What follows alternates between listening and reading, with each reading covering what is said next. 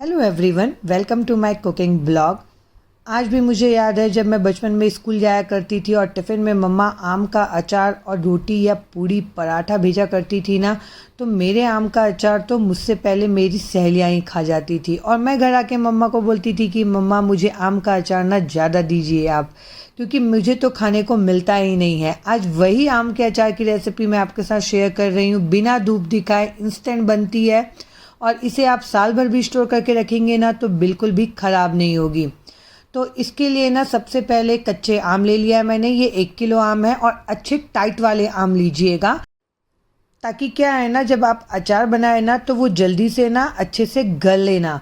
अगर आप क्या है टाइट नहीं रहेगा, थोड़े पक जाएंगे तो उसका जो अचार है ना वो थोड़े टाइम के बाद गल जाता है और वो खाने में ना उतना टेस्टी नहीं लगता।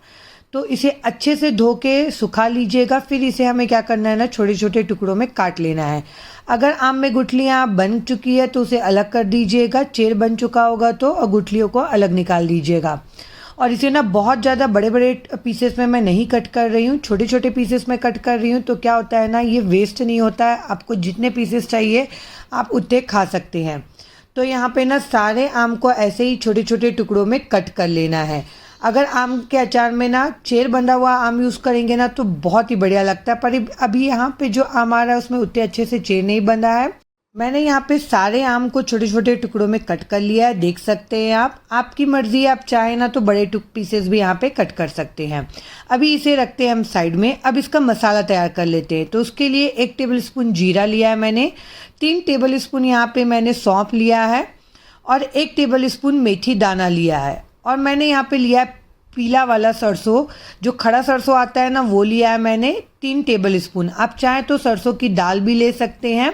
अगर पीली सरसों की दाल ना हो तो आप राई का भी यहाँ पे यूज़ कर सकते हैं, पर अगर पीली सरसों मिले तो वही यूज़ करिएगा, बहुत ही बढ़िया लगता है। और इसे ना लो टू मीडियम फ्लेम पे हमें अच्छे से भून लेना है, जब तक कि इसमें से अच्छे से सौंधी सौंधी खुशबू ना आने लग जाए। देखिए यहाँ पे मसाला भून चुका है। अब इसे ना हमें थोड़ा सा ठंडा कर लेना है, उसके बाद ही हम इसे पीसेंगे। मसाला जो है वो ठंडा हो चुका था। अब इसे हम ट्रांसफ़र कर लेंगे मिक्सी के जार में और यहाँ पे ना इसे हम पीस लेंगे। ध्यान रखिएगा, इसे ना पल्स मोड पे दरदरा पीसिएगा, बहुत ज़्यादा चिकना नहीं पीसना है। इसे दरदरा पीसेंगे ना तो टेस्ट बहुत ही बढ़िया आता है। देख सकते हैं आप इसका टेक्सचर कैसा है, एकदम दरदरा सा है। अभी ये अचार के मसाले को रखते हैं साइड में। अब एक पैन पे मैंने यहाँ पे 1 कप सरसों का तेल ले लिया है। जो अचार का मसाला है ना वो सरसों का तेल में ही बहुत ही बढ़िया लगता है। जब तेल एक बार अच्छे से गर्म हो जाएगा ना तो थोड़ा सा ठंडा कर लीजिएगा। फिर उसमें डालेंगे आधा चम्मच कलौंजी, 1 चम्मच सौंफ और पिंच भर के हींग डाला है, 1 चम्मच हल्दी पाउडर और 1 चम्मच कश्मीरी लाल मिर्च पाउडर डाला है। एकदम गरम तेल में मत डालिएगा वरना ये मसाले जल जाएंगे, इसीलिए गरम करके ना थोड़ा सा ठंडा होने दीजिएगा। अब जो हमने आम कट करके रखा था ना, उसमें जो मसाला हमने तैयार करके रखा है वो मसाला हम डाल देंगे और इसमें डालेंगे नमक। मैंने यहाँ पे 4 टेबल स्पून नमक डाला है टोटल। नमक डालने के बाद अच्छे से ना इसे मिक्स कर लेंगे।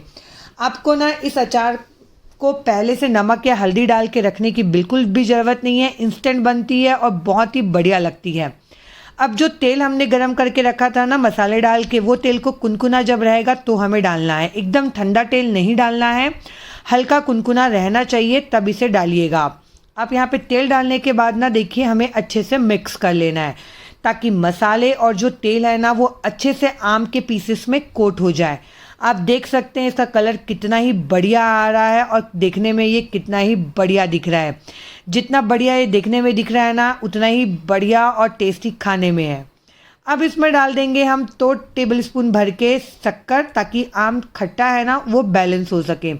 और 1/4 कप डाल रही हूँ विनेगर, ताकि आप इसे साल भर भी स्टोर करके रखेंगे ना तो ये बिल्कुल भी ख़राब नहीं होगा। विनेगर जो है एक प्रिजर्वेटिव की तरह काम करता है, तो ये आप ज़रूर से डालिएगा अगर आपको इसको लंबे टाइम के लिए स्टोर करके रखना हो।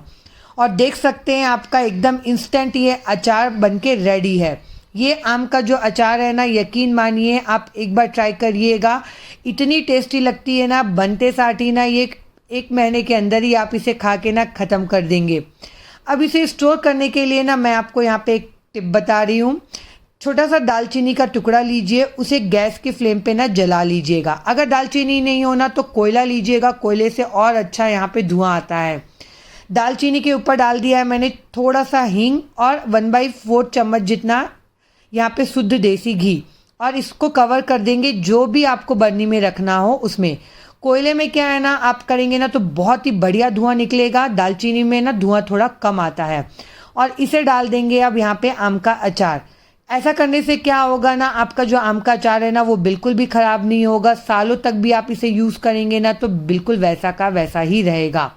बस इसे जब आप निकालें ना तो चम्मच जो यूज़ करें वो साफ़ सुथरा हो, बिल्कुल पानी वाला ना हो, इस बात का ध्यान रखिएगा। और इसे एयर टाइट बंद करके आप अच्छे से रखिएगा, तो आपका आम का अचार ना सालों भी आप इसे स्टोर करेंगे तो बिल्कुल भी ख़राब नहीं होगा। ये जो इंस्टेंट आम का अचार की रेसिपी है ना, आप ज़रूर से ट्राई करिएगा। ना तो कोई धूप की ज़रूरत है, ना ही कोई आपको 2 से 3 दिन वेट करने की ज़रूरत है। तो ये आम के अचार की रेसिपी आप ट्राई करिए और मुझे कमेंट करके ज़रूर बताइएगा कि आपको ये रेसिपी कैसी लगी। आपको मेरी रेसिपीज़ अच्छी लगती है तो प्लीज़ मेरे चैनल को लाइक करिए, सब्सक्राइब करिए। मैं मिलती हूँ आपको अपने अगले ब्लॉग में, तब तक के लिए बाय बाय।